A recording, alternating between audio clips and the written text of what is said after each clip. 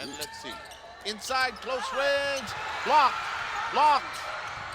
It's on the ground. Malayo pa ito. And a three-point shot. Ayun. Ang sinasabi natin. Bola na ng NLEX dapat yun. Pero the ball stayed alive and Gary never afraid to shoot. Never afraid.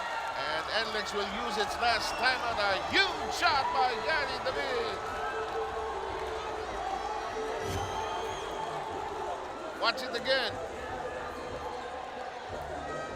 Partially deflected. It goes into the corner.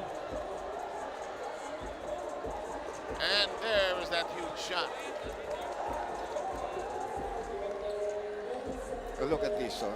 Nag-save ng bola si Anthony pero hindi napunta sa kakampi niya. No? Good block na talaga ginawa ni Asi Taulaba doon despite 5 fouls. And Gary just deadly from that corner. But